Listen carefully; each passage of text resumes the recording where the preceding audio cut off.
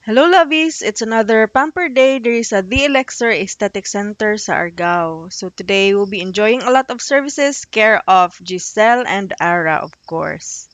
So we start off with a facial, of course, with Giselle, lathering the facial cleanser on our face. And then padayon lang na siya diha. Alright. Nagmask silang duha. So tabunan ilang naong ron. Now we proceed with facial scrub, of course, to remove the impurities on our face. And then Ara will now administer the Celestial Drip. The Celestial Drip has anti-acne, collagen, and immunity booster that will enhance our entire well-being. Alright, so muna siya si Ara guys, nag-administer sa Celestial Drip. And now we proceed to the pricking of our nose aron matangtang ang mga stubborn na mga blackheads and whiteheads sa ato ang nose area and at other facial parts. Now is the suction machine, which is of course sucking out the impurities from our face, and that will be taking a few minutes, of course, para entire face ma-clean out of the impurities, guys. So, mao na siya ang next step sa facial or Korean glass skin facial treatment. Next is the serum with retinol. Of course, i-lather na sa tong face. Aside from the benefits that you'll be getting from the retinol serum, it will also help with the machine na ang equipment mo glide through lang sa imong face. So that equipment being used right now is equivalent to the galvanic machine, which will flatten the pores and of course tone our face while the machine is being used. All right, next is the lifting machine. This equipment is used to, of course, lift our face for a more beautiful shape sa ato ang dagway. And then we will now proceed to mesolipolysis. So Ara is administering the mesolipolysis treatment, or the medicine is being injected 3 shots to the left and 3 shots to the right para mo fat burn siya.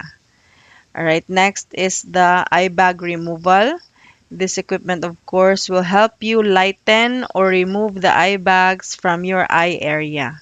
So this should be done, of course, from the left and the right side of the face. And next will be similar to the cold hammer. This is the ice head. And this equipment is used to close the pores because ganina niagi man ta og hot steam. So ganina open atong pores. Now it's closing the pores para when we are exposed to the outside world again, the environment, dili na musud ang mga abog-abog sa ato ang naong. Next is the machine to cool off or to dry off the excess retinol serum sa tong naong. So kana hangin ra gyud na siya guys, nagibugwak sa inyong naong para muuga ang serum na gidrop ganina. Next part would be the mesolipolysis for the chin or the double chin area in the face. Same ra na siya og use ato ang medicine na gi-inject sa atong tummy. This is used to burn the fats surrounding our chin area para mas ma-emphasize ang ato ang face, guys, ang atong chin area.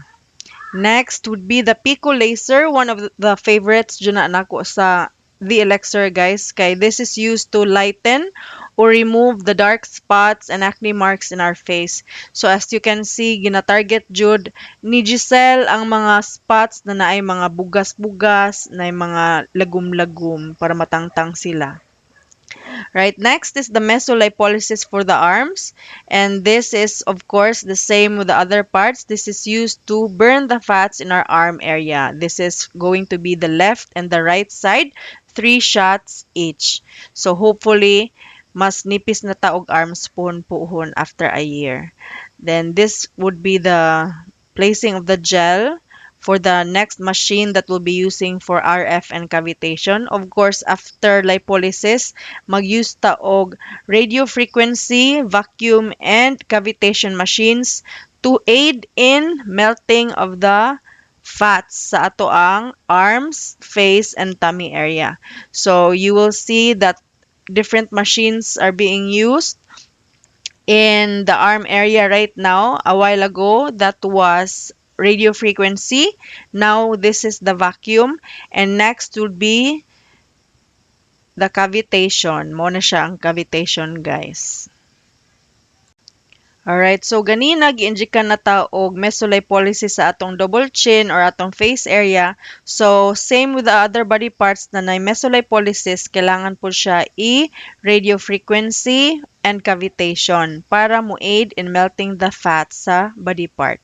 Alright, so left and right areas of course ang kailangan i-RF and cavitation. Now, finally, the last area na ERF and cavitation would be the tummy area. So, a while ago, gi-injectan na ang left and right area of our tummy with mesolipolysis to melt the fats. Now, we have the RF and cavitation machine with a vacuum to aid in melting the fats in our tummy area. So if you can see, again, three different machines will be used. First is the radio frequency, next is the vacuum, and last would be the cavitation machine. So thank you so much for watching this video, and I hope to see you on my next vlog, lovies. Thank you so much for your support, and I hope you can also support the Elixir and check their page out. Thank you so much and have a great day, lovies. Bye. Love you.